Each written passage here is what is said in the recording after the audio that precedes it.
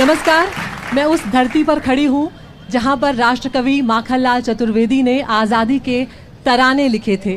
मुझे तोड़ लेना वनमाली उस पथ पर तुम देना फेंक, मातृभूमि को शीश चढ़ाने जिस पर जाएं वीर अनेक। ये कवि प्रदीप की धरती है जिन्होंने साबरमती के संत कहकर महात्मा गांधी को याद किया था।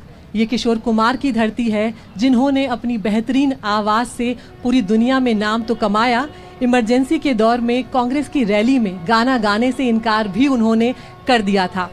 मैं मध्य प्रदेश के खंडवा में हूँ जो निमाड़ अंचल का केंद्र कहा जाता है, और आज़ादी यहाँ पर विरासत में मिली है, यहाँ पर खून में मिली हुई है, और महात्मा गांधी भी यहाँ की विरासत में समाये हुए हैं। 13 मई को यहाँ पर मतदान होना है, और यहाँ पर जो मुद्दे हैं वो कई मुद्दे हैं जिन पर हम जनता से बात करेंगे। ओंकारेश्वर जो कि 12 ज्योतिर्लिंगों में से एक है, वो भी खंडवा ज़िले में ही आता है। बहुत खूबसूरत यहाँ की वादियाँ हैं, नर्मदा और ताप्ती नदी की जो घाटियाँ हैं उसके बीच में खंडवा शहर जो है वो बसता है। हमारे साथ बेहद ख़ास मेहमान यहाँ जुड़ने वाले हैं, और इलेक्शन कार्निवल का जो हमारा ये सफ़र है, कई राज्यों को ये तय करके, कई राज्यों को ये छोड़कर मध्य प्रदेश के खंडवा में पहुंचा है। 6750 किलोमीटर का सफ़र जो है वो अभी तक हम तय कर चुके हैं। और क्योंकि चुनाव जो है वो लोकतंत्र का उत्सव है, तो इसे एक उत्सव की तरह हम मनाएं, और सभी मतदाताओं से हम गुजारिश करेंगे कि चाहे कितनी भी गर्मी पड़े, ज़रूर जिस दिन आपके यहाँ मतदान है उस दिन आगे बढ़ें। तो सबसे पहले हम इलेक्शन कार्निवल के सिलसिले को जिस तरह से आगे बढ़ाते हैं, कुछ रंग बिरंगी प्रस्तुतियाँ होती हैं, कुछ राजनीतिक तंज होते हैं। तो यहाँ पर मैं बेहद ख़ास मेहमान जो दो हमारे साथ हैं उन्हें बुलाने जाऊँगी। हमारे साथ कवि गोविंद जी हैं और शायर हैं हमारे साथ सूफियान जी। आप दोनों हमारे साथ मंच पे आएँ और थोड़ा हमारे दर्शकों को यहाँ पर उनका मनोरंजन करें, उनको सजग करें आज के माहौल से।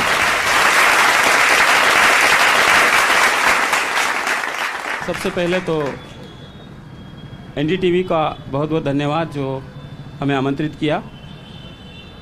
खंडवा की जनता मतदान को लेकर बहुत उत्साहित है, और मतदान का प्रतिशत बढ़ाने के लिए सभी प्रयास भी कर रहे हैं।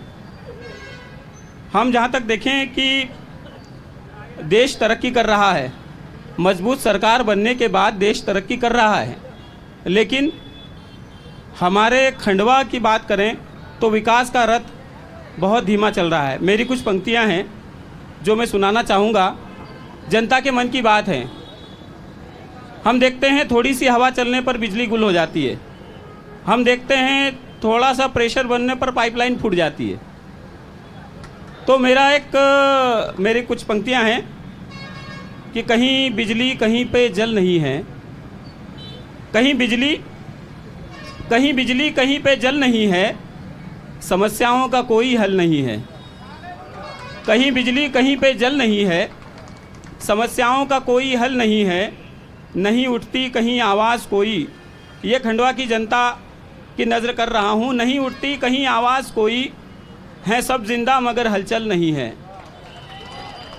नहीं उठती कहीं आवाज़ कोई, है सब जिंदा मगर हलचल नहीं है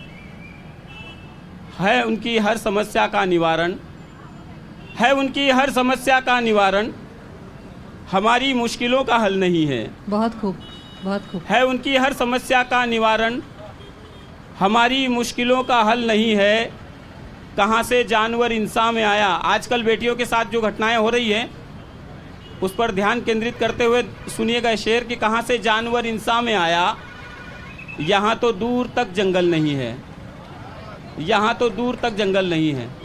बहुत बहुत शुक्रिया। अब मैं मेरे साथी सुफियान काजी से निवेदन करूंगा, बहुत अच्छे शायर हैं और देश दुनिया में बहुत अच्छी प्रस्तुतियां देते हैं। मैं उनसे निवेदन करूंगा कि वो अपनी कुछ पंक्तियां सुनाएं। हम देखते हैं कि आए दिन हम रोज़ सुन रहे हैं, पढ़ रहे हैं अखबार में, कुछ इधर के लोग उधर चले जाते हैं सेवा करने के लिए, कुछ उधर के लोग इधर आ जाते हैं सेवा करने के लिए। समझ में नहीं आ रहा है कि कौन, और हर आदमी ये जाके उस तरफ ये कहता है कि मुझे वहाँ सेवा का मौका नहीं मिला इसलिए मैं उधर सेवा करने के लिए आया हूँ। और सेवा के साथ मेवा का ताल्लुक़ है ही। और मैंने 4 पंक्ति कही थी कि हर अभी इलेक्शन में आइए आप सब, खैर हमारे वहाँ तो अच्छे लोग, सारे लोग सामने अच्छे ही हैं, और सारे लोग यही कहते हैं आपके इलेक्शन में आएंगे कहेंगे कि तेरे द्वारे सेवा करने आया हूँ। आहा, तेरे द्वारे सेवा करने आया हूँ। हम भी, वो तेरे द्वारे सेवा करने आए हैं, हम भी प्यारे सेवा करने आए हैं। जनता को खूब प्रलोभन, ये दिया जाएगा, ये फ्री, वो फ्री, ये फ्री, अनाज फ्री, बिजली फ्री। तेरे द्वारा सेवा करने आए हैं, हम भी प्यारे सेवा करने आए हैं। जनता की ख्वाहिश है मेवा खाने की, नेता सारे सेवा करने आए हैं। बहुत बढ़िया। आज चुनाव का जो माहौल है उसमें एक नारा बहुत ज़्यादा पॉपुलर हो रहा है, अब की बार 400 पार। मेरी 2 पंक्तियाँ सुनिएगा, मैंने लिखने की कोशिश की है कि 400 पार के चक्कर में, 400 पार के चक्कर में नमक मिला दिया शक्कर में। 400 पार के चक्कर में नमक मिला दिया शक्कर में।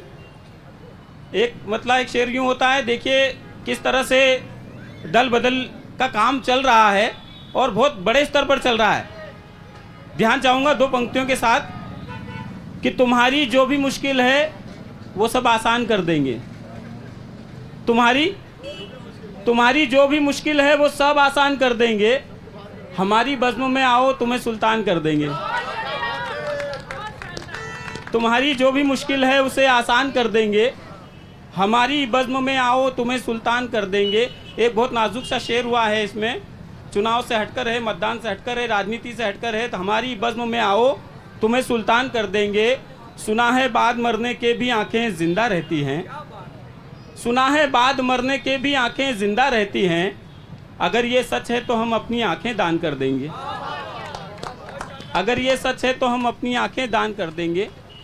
कुछ पंक्तियाँ मेरी प्रतिनिधि रचना है जिससे मैं देश भर में जाना जाता हूँ। 2-4 पंक्तियाँ कहूँगा कि कोई ऐसा करतब कर दे जादूगर, कोई ऐसा करतब कर दे जादूगर, मैं जो चाहूँ वो अब कर दे जादूगर। पेट पे रखकर हाथ कहा एक बच्चे ने, पेट पे रखकर हाथ कहा एक बच्चे ने, भूख को मेरी गायब कर दे जादूगर। बहुत सुंदर। अगर हम देखते हैं कि हम किसी को भी, जब चुनाव आता है खूब सारे वादे होते हैं, हम चुनाव जिता भी देते हैं, फिर उसके बाद क्या होता है आप खुद अक्सर जानते हैं कि शोहरत मिली ज़रा सी तो शोहरत में खो गए। शोहरत मिली ज़रा सी तो शोहरत में खो गए। दिल्ली में जाके आप भी मसनद पे सो गए। वाह। शोहरत मिली ज़रा सी तो शोहरत में खो गए। दिल्ली में जाके आप भी मसनद पे सो गए। पहले हमारे हक में बहुत बोलते थे आप, कुर्सी मिली तो आप भी खामोश हो गए। क्या बात है, बहुत अच्छे। और हम ये चाहते हैं कि कम से कम इस तरह के जो आज हम सारे त्योहारों पर देखें तो एक अजीब सा माहौल रहता है कि खुशियों का मौसम तो आया रहता है लेकिन ये दिल कुछ घबराया रहता है। खुशियों का मौसम तो आया रहता है लेकिन ये दिल कुछ घबराया रहता है। हमने दिलों में इतनी नफरत बो दी है, त्योहारों पर खौफ का साया रहता है। हमने दिलों में इतनी नफरत बो दी है, त्योहारों पर खौफ का साया रहता है। तो ये सारी चीज़ें जो आपसी वफा खुलूस की इसार की ज़रूरत है, वफा खुलूस की इसार की ज़रूरत है। हर एक युग में ये संसार की ज़रूरत है।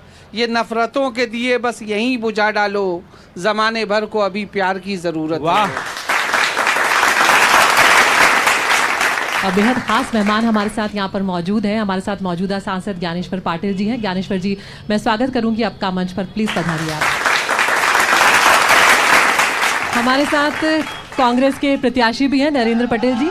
नरेंद्र पटेल साहब, आपका स्वागत है, बहुत बहुत पधारिए मंच पर।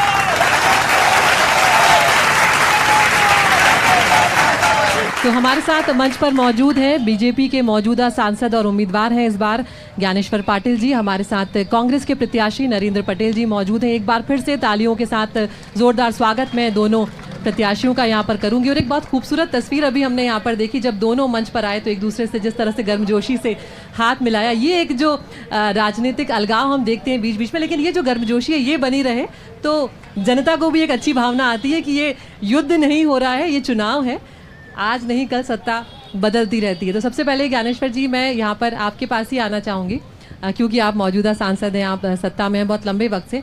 लेकिन जितने भी लोगों से मेरी खंडवा में बात हुई, सबसे ज़्यादा जो एक लोग परेशानी जूझ रहे हैं वो पीने के पानी की समस्या है। नर्मदा जल परियोजना जो है 122 करोड़ की परियोजना थी, उस पर मेहनत की गई, सब कुछ किया गया, लेकिन अब यहाँ पर हम देख रहे हैं कि आए दिन पाइपलाइन फूटने के लोग कह रहे हैं कि यहाँ पर रिकॉर्ड बनते हुए नजर आ रहे हैं। तो ये एक बहुत बड़ी समस्या है। इसके लिए आखिर आपकी सरकार इस वक्त क्या कर रही है, क्योंकि खंडवा के लोगों के लिए बहुत बड़ी समस्या है। जो पाइपलाइन यहाँ डली है, तो पाइपलाइन कब फूटेगी, क्या फूटेगी, ये तो ना आपके हाथ में ना हमारे हाथ में।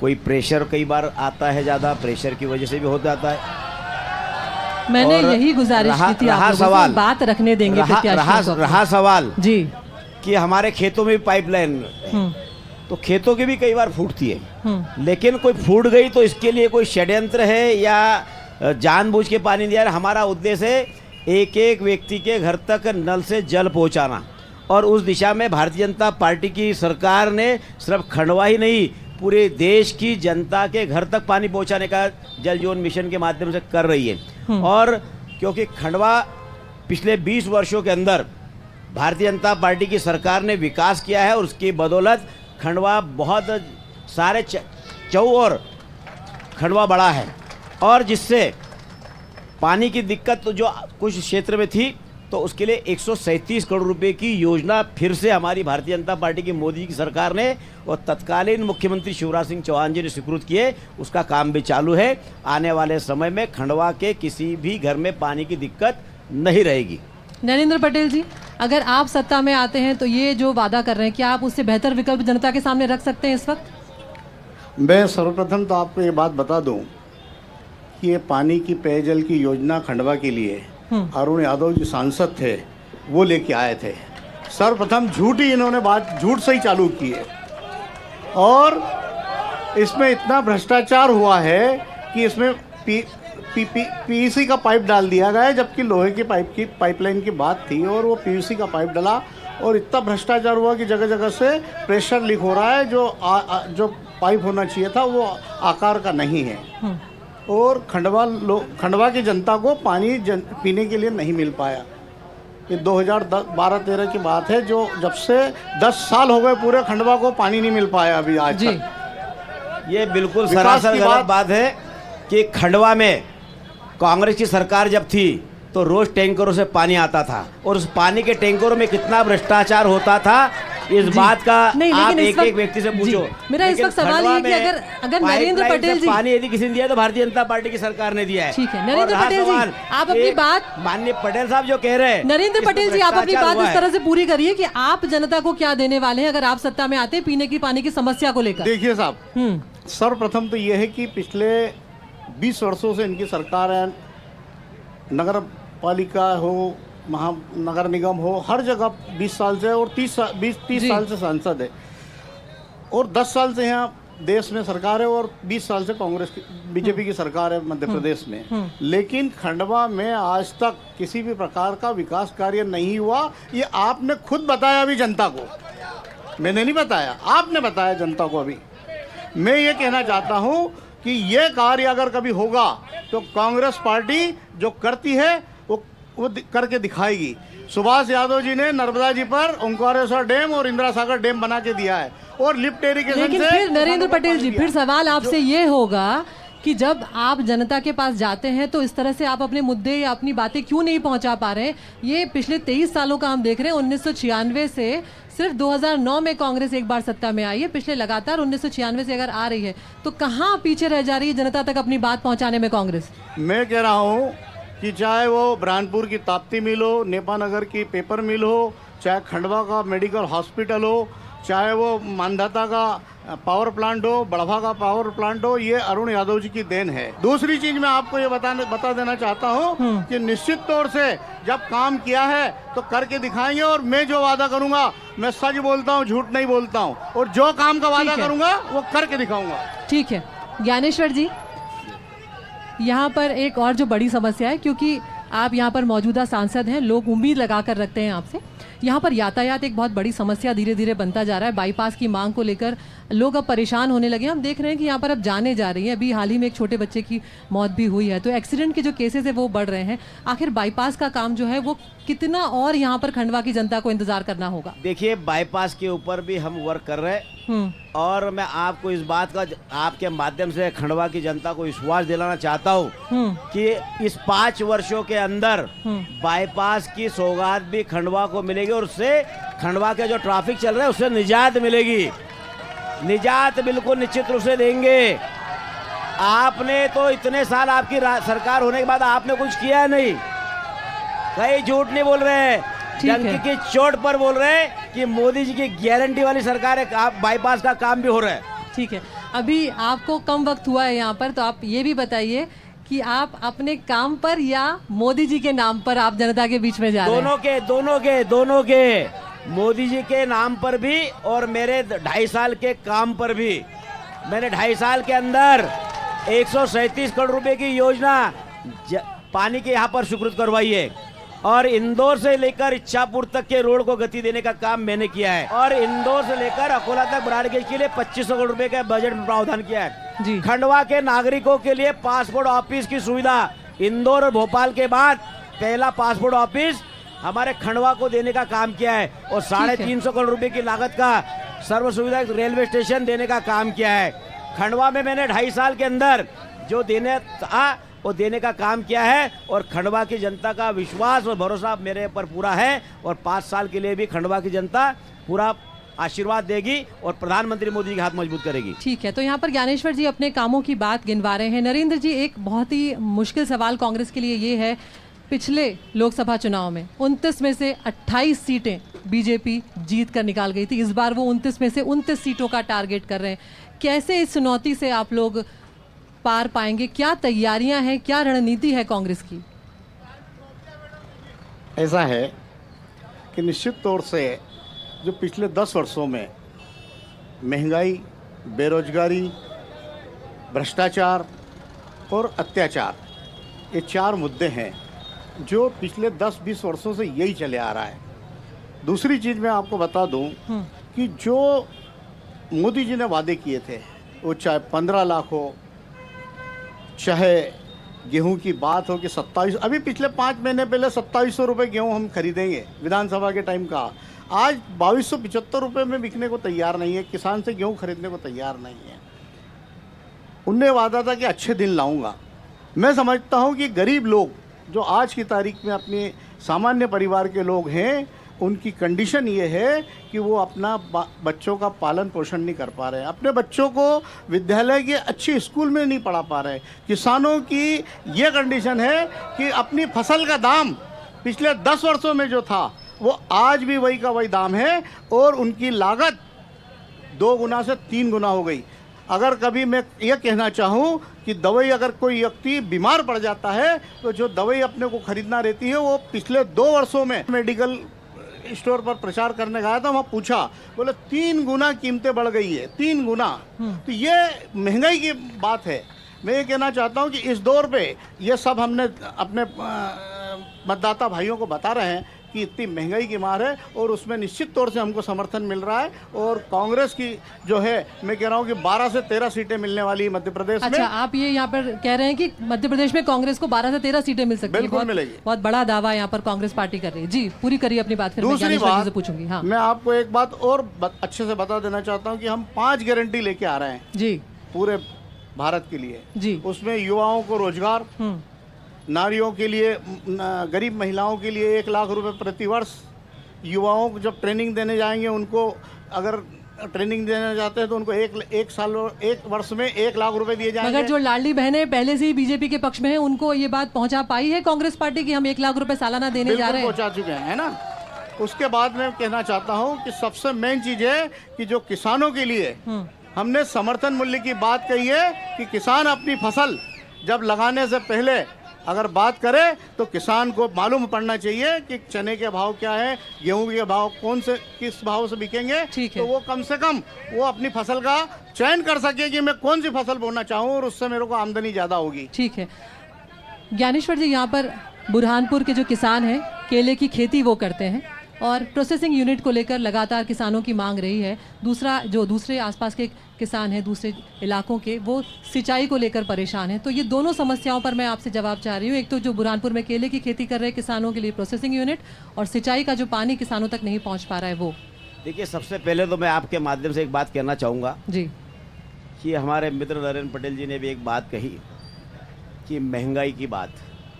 मैं पूछना चाहता हूँ कि 60 साल इन्होंने देश में राज किया, 60 साल में इन्होंने कौन से महंगाई पे कंट्रोल कर लिया? 60 साल में इन्होंने कितने गरीबों का आयुष्मान भारत के गरीबों के इलाज की चिंता करी? 60 साल में इन्होंने कितने महिलाओं को गैस के चूल्हे देकर धुएं से मुक्ति दिलाई? कितने लोगों को इन्होंने पक्की छत के मकान दिलाए? आज भारतीय जनता पार्टी की सरकार ने 4.5 करोड़ लोगों को पक्की छत का मकान देने का काम किया। 12 करोड़ लोगों को, किसानों को किसान सम्मान निधि देने का काम कर रहे हैं। किसानों को समर्थन मूल्य के ऊपर उनकी खरीदी की जा रही है। रहा सवाल की गेहूं की बात, ये कर रहे हैं कि हमारी सरकार, पार्टी ने, मध्य प्रदेश की सरकार ने ये घोषणा की है कि हम 5 साल में, हमारे घोषणा पत्र में कि 27 रुपये का गेहूँ देंगे। तो शुरुआत करेंगे, हमने कहाँ मना किया है, हम देंगे। लेकिन आपके पास जब पावर था, आपने ना तो किसान की चिंता करी, ना किसान की खेत तक पानी पहुंचाने का काम किया। जो काम कर रही है उसकी तो गुण गाओ, कहीं तो कम से हाँ बोलो कि हाँ आपने महिलाओं के उत्थान के लिए काम किया है, युवाओं को स्वावलंबी बनाने का काम किया। मैं एक सवाल पूछ रही हूँ, क्या आप ये मानते हैं कि महंगाई अब तक के सबसे ऊंचले स्तर पर चल रही है हमारे देश में? देखिए, एक बात बताओ, बेरोजगारी अब तक हमारे देश में जो स्तर पर है, इतनी बेरोजगारी हमारे देश में कभी नहीं थी। 60 साल के अंदर महंगाई के ऊपर, अपनी बात कर रहे हैं। महंगाई के ऊपर 2 पिक्चर बनी, रोटी कपड़ा और मकान, और पिपली लायू। भारतीय जनता पार्टी की सरकार ने गरीब के कल्याण करने का काम किया है। आज गरीब को, लेकिन अब तो ज्ञानेश्वर जी 10 साल से आप लोग सत्ता में हैं। हाँ, तो 10 साल से दे रहे ना हम। आज कोई गरीब भूखा नहीं सो रहे, निःशुल्क अनाज देने की बात कर रहे हैं हम। इलाज की चिंता भारतीय जनता पार्टी की सरकार कर रही है। पक्की छत के मकान की चिंता भारतीय जनता पार्टी की सरकार कर रही है। हर घर तक नल से जल पहुंचाने का काम भारतीय जनता पार्टी की सरकार कर रही है। महिलाओं को शौचालय के लिए भारतीय जनता पार्टी की सरकार ने दिया है। तो ये विकास नहीं तो और क्या है? यदि किसी को नहीं दे, यदि कोई लेने के बाद में भी कबूल नहीं करे कि हमको नहीं मिल रहा है, तो उसका तो कोई इलाज नहीं है।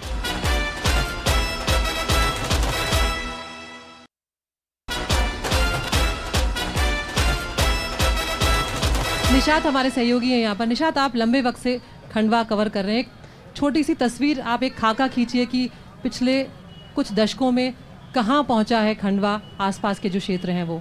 बिल्कुल अदिति, बता दूं कि खंडवा जो है यहाँ काफ़ी समय से बीजेपी सत्ता में रही है, और बीच में कुछ समय के लिए कांग्रेस ने यहाँ पे अपना बाजी मारी थी। मगर यहाँ पे विकास की हम बात करें तो अभी भी विकास की बहुत दरकार है। यहाँ पे हमारे पास पर्याप्त बिजली है, पर्याप्त पानी है, जो कहीं ना कहीं मिला जुला हम कहें कि बीजेपी ने भी प्रयास किए, कांग्रेस ने भी प्रयास किए, दोनों के प्रयास से यहाँ पे कुछ अच्छा माहौल बना है। यहाँ पे हमारे खरगोन के जो प्रतिनिधि हैं, हम उनसे बात करेंगे। क्या लगता है किस तरह का विकास की बात करें तो विकास तो यहाँ पर सिर्फ कहा जा रहा है कि विकास है, मगर हमारे यहाँ पर पानी है, बिजली है, ज़मीन है, मगर रोजगार नहीं है। ना तो यहाँ पर फैक्ट्री है, ना ही कोई यहाँ पर और क्या चीज़ देखते हैं। दूसरी चीज़ ये है कि यहाँ पर अब सड़कें बनना शुरू हुई हैं।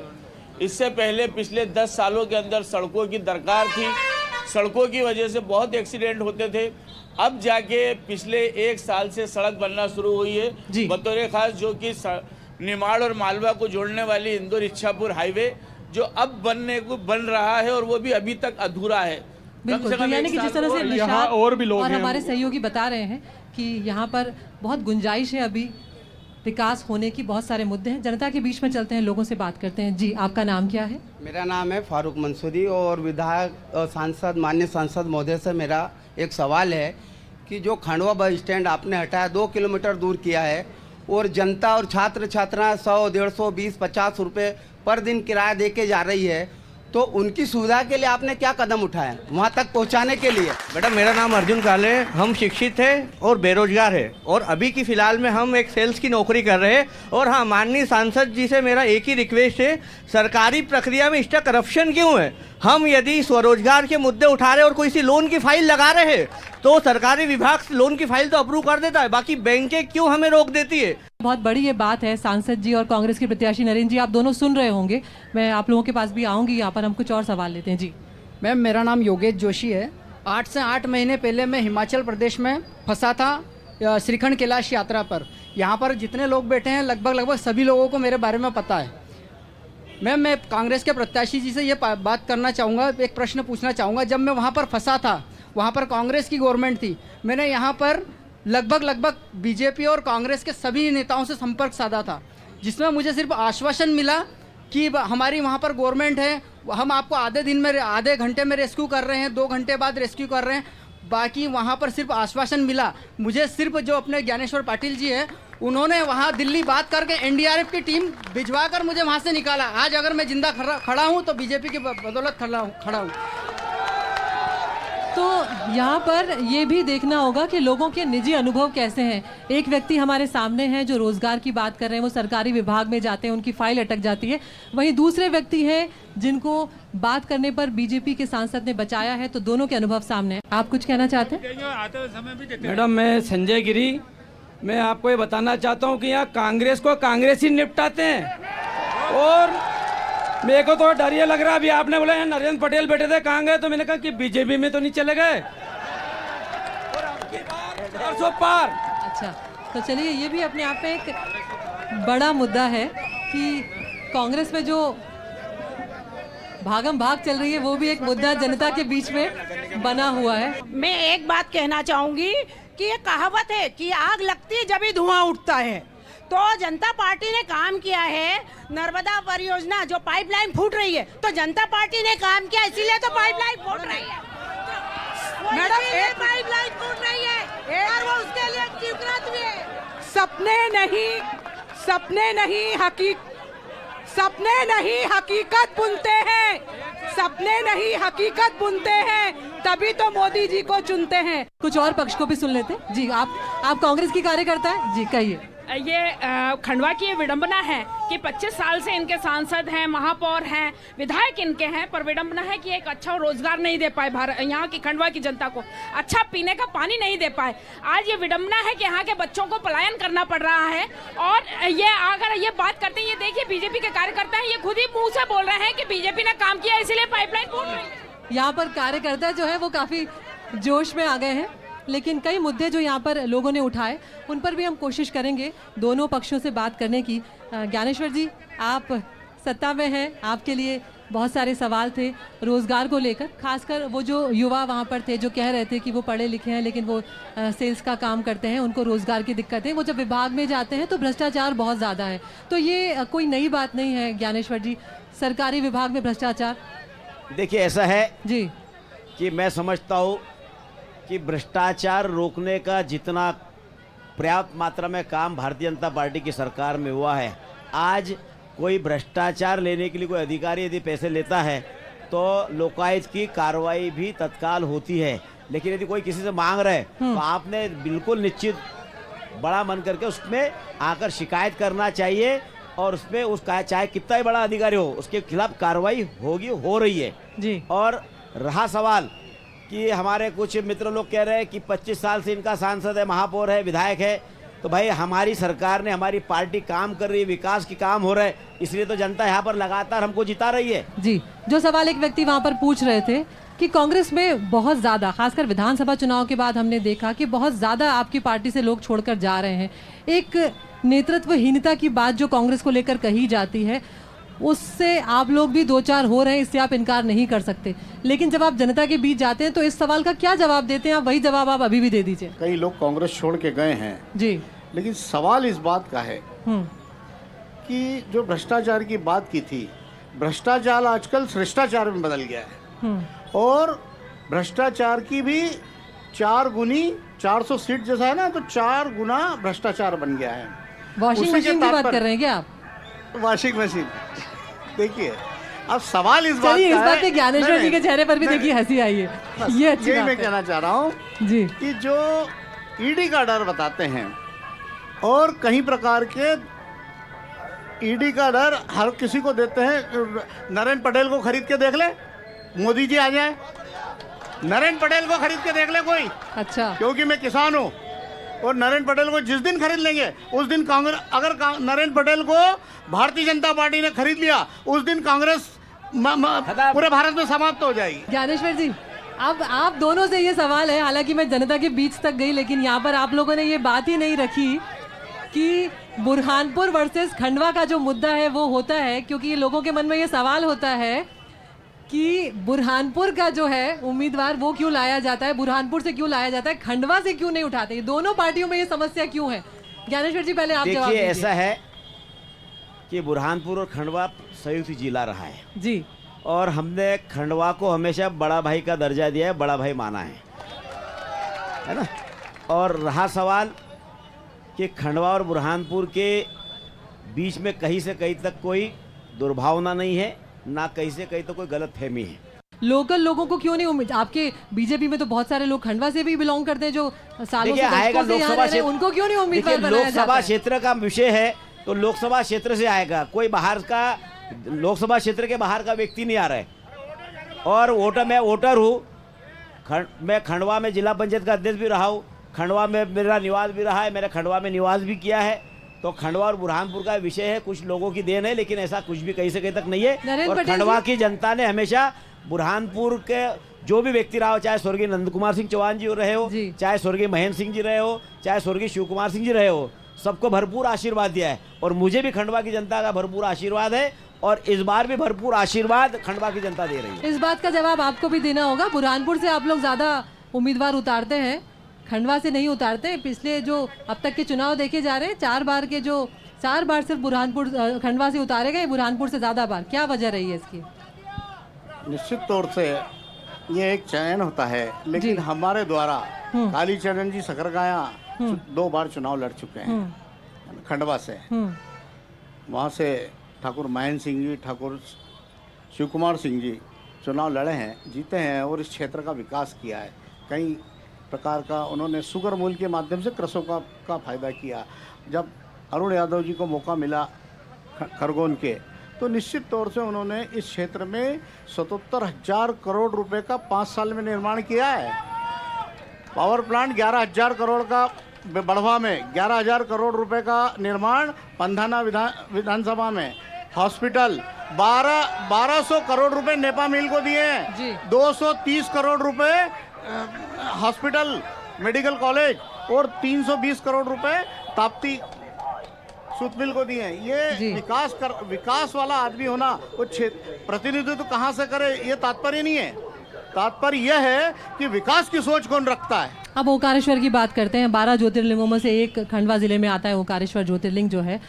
वहाँ पर आज मैं खंडवा में जब मैं थी तो आज के अखबारों में मैं पढ़ रही थी कि वहाँ पर जो लोग पहुँच रहे हैं, जो स्थानीय निवासी हैं, पेयजल इतना बड़ा संकट हो गया है वहाँ पर कि लोगों को जो ओंकारेश्वर दर्शन करने आ रहे हैं उन्हें पीने का पानी नहीं मिल रहा, उन्हें बहुत दूर तक चलकर जाना पड़ रहा है पीने के पानी के लिए। ओंकारेश्वर का विकास कब होने वाला है? क्योंकि आप लोग अब तो धार्मिक पर्यटन जो है एक अलग राह जो पे चलने लगी है बीजेपी, तो उसके लिए अब ओंकारेश्वर के लिए क्या तैयारियाँ? देखिए, ओंकारेश्वर आपने भी देखा होगा कि ओंकारेश्वर में तेज गति के साथ वहाँ विकास के काम चल रहे हैं। पर्यटन नगरी को जो है विकसित करने के लिए 2200 करोड़ रुपए की लागत से वहाँ निर्माण कार्य शुरू है।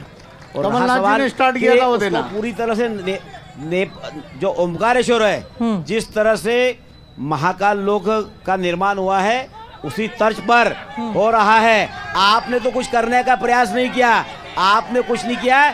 जो काम हो रहा है भारतीय जनता पार्टी की सरकार के द्वारा किया जा रहा है। बहुत बहुत शुक्रिया यहाँ पर हम करेंगे ज्ञानेश्वर पाटिल जी का, नरेंद्र पटेल जी का। आप दोनों का बहुत बहुत शुक्रिया और बहुत शुभकामनाएं आप दोनों को आने वाले चुनाव के लिए। बहुत बहुत शुभकामनाएं।